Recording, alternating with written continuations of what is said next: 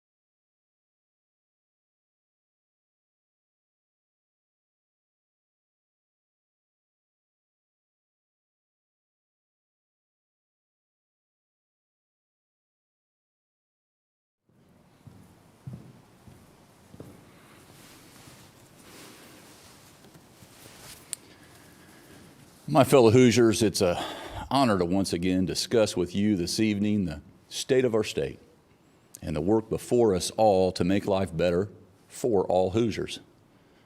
This annual update will be unlike any other. For tonight, I stand before you in a studio with nothing in between me and you. We're not surrounded by all the grandeur inside the State House of Representatives chamber, or before a packed house of legislative leaders and guests who have all contributed so much to the well-being of our great state. Rather, we are here and not there because we are living in a time when practicing safety first has never been more important. So much of our daily lives this past year has been different. The way we interact with family and friends, the way, the when, the where, and the how we work, how we go to school, how we enjoy our leisure, how we deal with the grip and the grief of loneliness and loss, including the 9,000 Hoosiers who have died of COVID-19 over just the last 10 months, and how we process our sense that our country itself is not immune from the type of turmoil that afflicts so many other national capitals.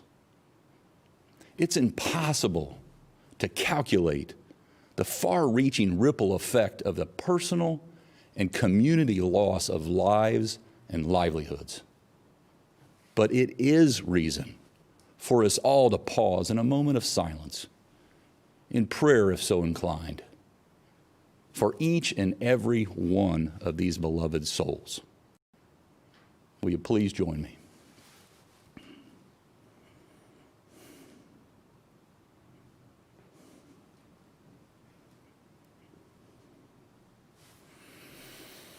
Thank you.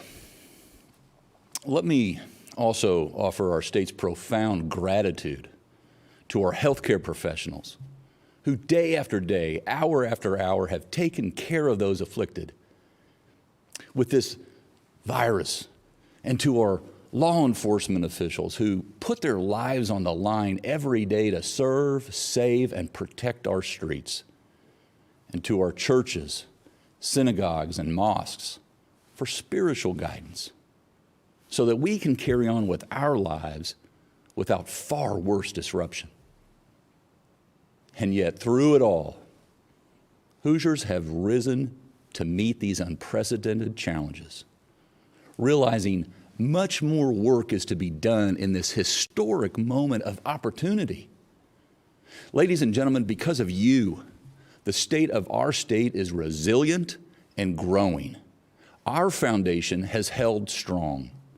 I don't know how many other states in America have a AAA credit rating and are expected to finish the year with over $2 billion in reserves, and that experienced an all-time record year of new job commitments last year during a global pandemic, like Indiana did. But it can't be.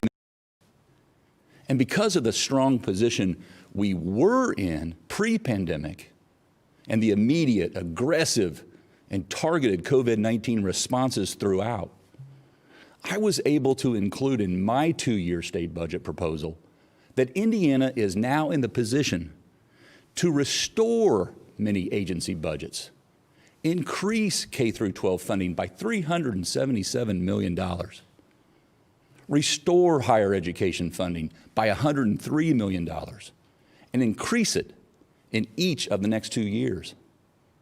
Make new investments in our state parks and in our Indiana State Fairgrounds that serves all 92 counties. Build a new state police lab and Indiana National Guard Armory, along with improvements in 2 others. And we're in a position to pay down $400 million on our biggest teacher pension debt. That in turn gives us more budget flexibility. Same is true for paying off the outstanding bonds on I-69 and mortgages on 3 state hospitals. Ladies and gentlemen, coming off at 2020, I'm convinced 2021 can be the best ever. So the central question before us all is, how can we seize this day?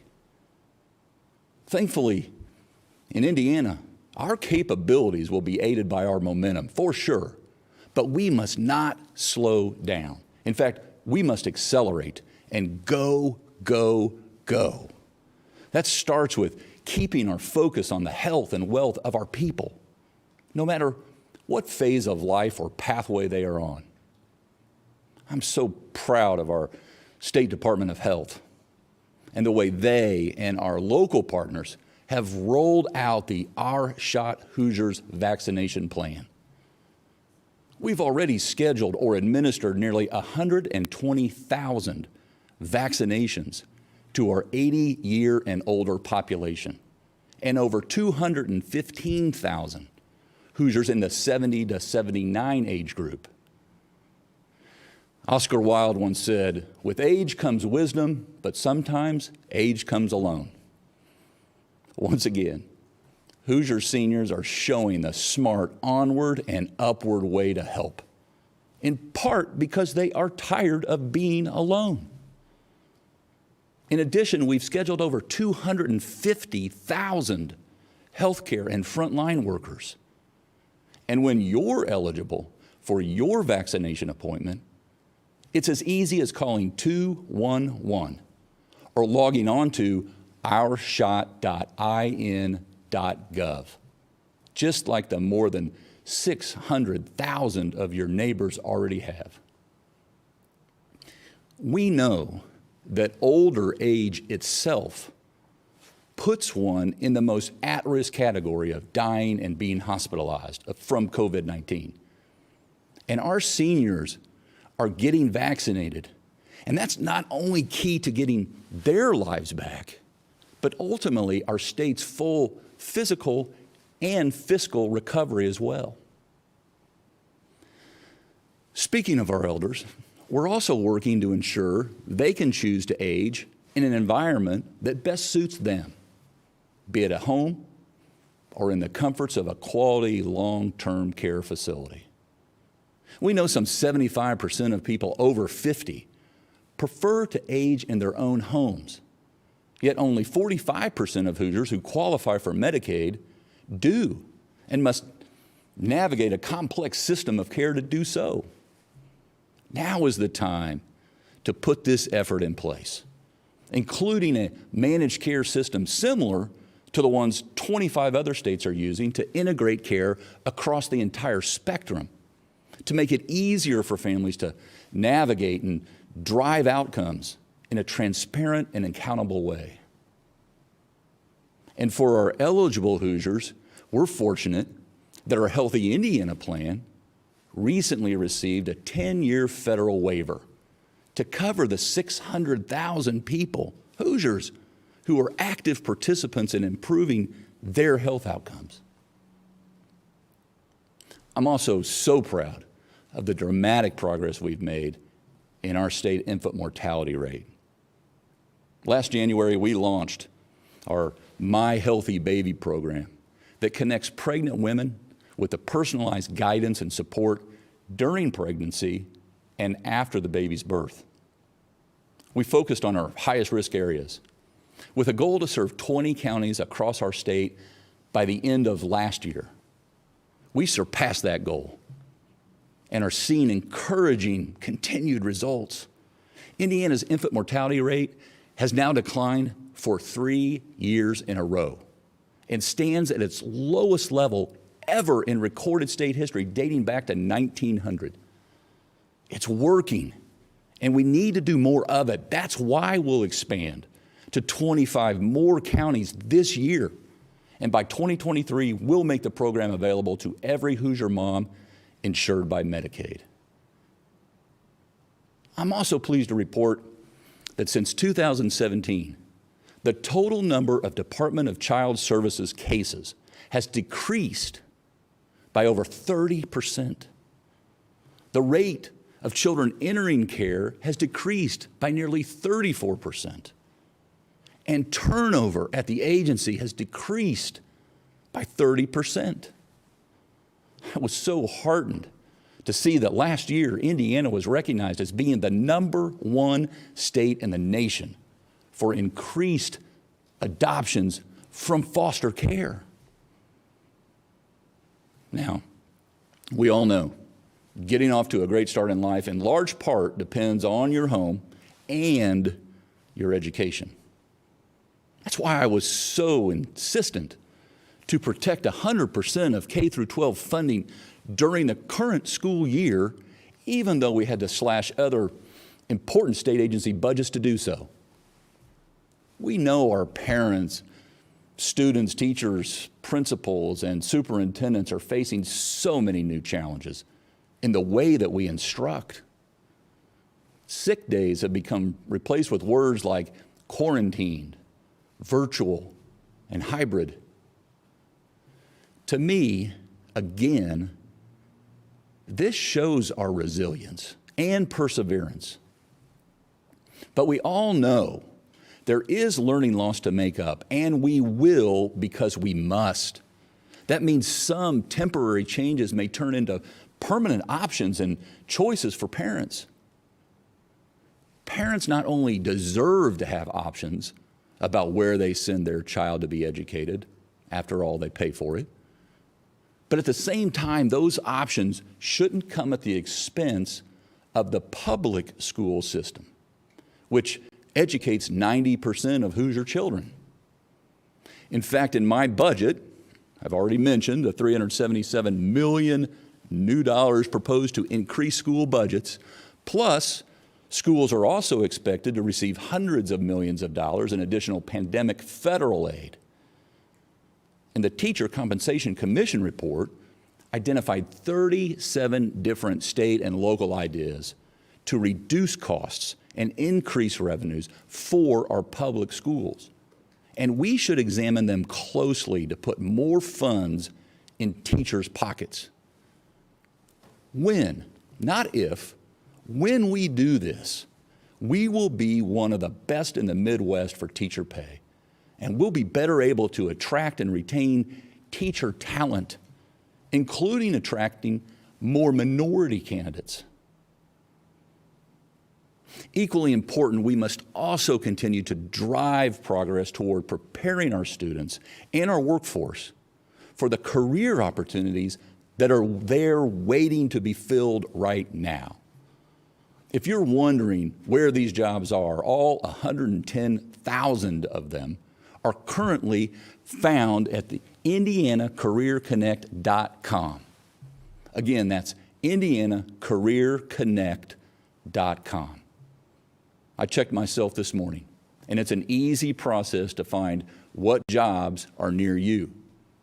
And to broaden your options and choice in careers, we'll continue our emphasis on helping all Hoosiers, whether you're 15 or 50, obtain the post-secondary educations that are so needed to be ready to step in today's job market. Our colleges and universities are key to our future success of being a state of lifelong learners. The Workforce Ready and employer grant programs we put in place are making a huge difference for Hoosiers, moving more of them into higher paying jobs and increasing the number of people achieving a post-secondary education. We've strategically put an emphasis on increasing minority participation in these programs, and we're seeing positive results. Lives are being transformed. It's working, and we need to do more of it. In 2020, we devoted some $75 million from the CARES Act into our workforce development programs. That's on top of the $40 million targeted to the programs in our state budget, and it's paying off. Since we started the Workforce Ready grant in 2017, more than 40,000 Hoosiers have enrolled, and more than 20,000 of them have earned some kind of credit. Those who did earned a median wage gain of $6,800. And since 2017, more than 2,600 Hoosiers, 26,000 rather, have been trained at over 1,800 participating employers around the state to take part in our employer training grant program, with an average wage gain of nearly $6,000 annually. These programs are going a long way to helping us as a state reach our goal of at least 60% of Hoosiers with a quality credential by 2025, becoming known as the state in the Midwest for a skilled up and ready workforce to grow and go, just at the same time employers are looking to do the same. The other thing we need to own the future is a 21st century infrastructure program. I made infrastructure a priority 4 years ago because of the need to have strong connections with each other and the world, whether via concrete or cable. We know these connections translate into greater opportunities for our citizens and our businesses in every Hoosier town, big or small. So I was delighted when CNBC ranked Indiana the best state in infrastructure in the nation. But we must not rest on our laurels. That means we'll complete I-69, the longest new interstate project in the country from Evansville to Indy, 3 years ahead of schedule and paid for. And we'll move toward the construction of a new I-69 bridge over the Ohio River, as well as pursue plans for future upgrades to US 30 and 31 up north as an example. And let me just say, Indiana's roads are safer than ever. Our new hands-free law led to a 12% reduction in collisions in 2020 compared to 2019. That's 422 fewer collisions, which means fewer lives lost, fewer injuries, and fewer expenses for Hoosiers.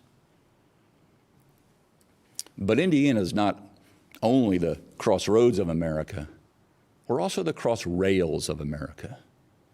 We're steaming ahead with two of our country's biggest public transit rail projects, with well over $1 billion invested up in Northwest Indiana on the Westlake Corridor expansion and double track in the South Shore line. 2 rail projects, massive. And from old abandoned trails converted into new hiking and biking trails, we're well on our way to building one of the most trail-friendly states in America, which is the kind of amenity that keeps people coming to explore Indiana. That's why we're restarting our $90 million state investment in community trails in every corner of the state, to move us toward an even more interconnected system. The timing is perfect, as 2020 saw more than 2 million additional visits to our state parks. Moreover, Indiana has more than 4 times the timberland acreage that we did 100 years ago. And we're adding to that by planting 1 million new trees, natural scrubbers, at or near our parks over the next 5 years. As more people blaze a trail to Indiana, we also need a comprehensive overview of our state's housing, supply, and needs on a county-by-county basis. Lieutenant Governor Crouch and our state housing agency will develop and maintain an interactive online database to ensure that real-time, consistent information about Indiana's housing and its market is available. It will be used by developers and builders, employers, local and state government officials, and service providers who serve specific populations to help determine where the needs and gaps exist and how we can then address them.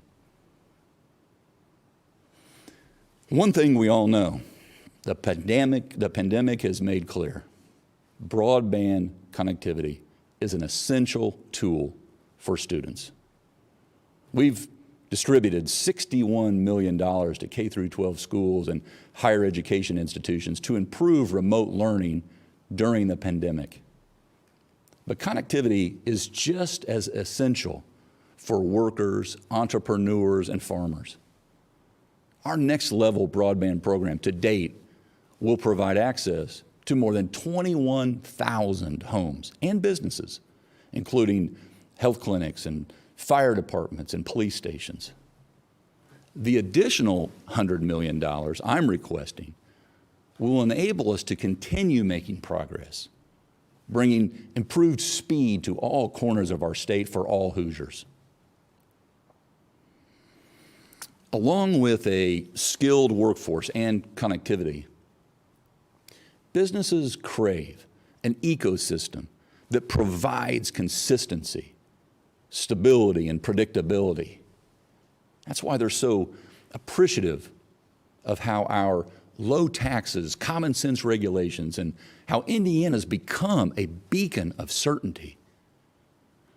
Over the past 4 years, we've attracted over 120,000 new job commitments with more than $28 billion of capital investment. In 2020 alone, despite the pandemic, we attracted over 31,000 new job commitments with average pay of more than $28 an hour. These 2020 numbers represent an all-time high record for new job commitments and the second highest annual record for average wages since the IEDC was first established. And these businesses, they cross every sector and position us not just for today, but more importantly for tomorrow. Wayne Gretzky, who began his professional hockey career with the Indianapolis Racers, said a champion needs to skate to where the puck is going to be, not where it has been. And that's what we're doing as we build Indiana for today and tomorrow. We rank third in the nation in the concentration of industries of the future, including life sciences, aerospace, healthcare, defense, ag bioscience, cyber, orthopedics, and advanced manufacturing, according to a study by the Brookings Institute. And as I've already mentioned, there's so much more to our story than just being a great place for business. We also offer a great quality of life and place. That's why over the past 4 years, as citizens have been fleeing states like Illinois and New York and California, they've been flocking to states like Indiana. Since 2017, more than 125,000 new residents have come to call Indiana home. And our Hoosier hospitality mat is out to attract even more. Through our InVets initiative, we're deploying creative ways to recruit veterans and service members who are concluding their military service to enroll in Indiana training opportunities and become public safety officers and first responders throughout our state. Toward this end, I frequently talk about our collective goal to make Indiana a great place to live and work and play and study and ultimately stay. Tonight, I'm pleased to tell you that should our positive financial position continue through the end of this fiscal year, we will begin to invest new dollars into a new next-level regional recovery program. The IEDC will work with regions that collaborate to develop strategies designed to improve quality of place, advance industry sector development, and grow workforce development initiatives among regions and educators and employers and our state's workforce. We are just at the beginning of developing this initiative, and we'll work with members of the General Assembly and our mayors and county elected officials, economic development officials, and other stakeholders, so we're ready to rock and roll when we have the green light. We're also committed to retaining the workforce we already have, which means protecting the health of future mothers on the job. Women make up over half of Indiana's workforce and should expect reasonable accommodations at their workplace, which often comes at little or no cost at all to the employer. This is why I've come back to the legislature again to ask them to make Indiana the 31st state to pass a pregnancy accommodations bill. Many employers already do this on their own. So let's get this done for the well-being and security of Indiana's current and future working mothers.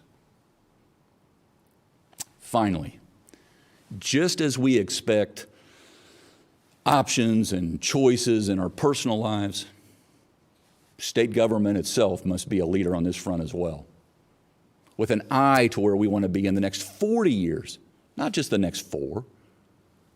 We'll continue to take steps that modernize the way your state government becomes more effective and efficient, more touchless, 24/7 and virtual, so that you can interact with it when and where you want. That also means we'll be more transparent and continue to improve our state services. We'll get our state police officers outfitted with body cameras. We'll get our diversity data dashboard up and running, as well as completing and sharing the outside review of our state's law enforcement academy and agencies. We'll get our state's first ever cabinet level Chief Equity, Inclusion, and Opportunity Officer to improve and report on diversity outcomes across all state government. We'll usher in more telehealth capabilities so we can make permanent many services that people have been receiving from home during the pandemic. Not surprising, many of them are for mental health issues.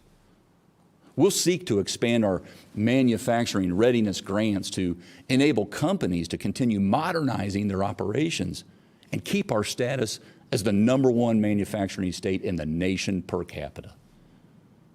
We'll provide our businesses and schools with COVID liability protections so they don't have to live and work in fear of frivolous lawsuits.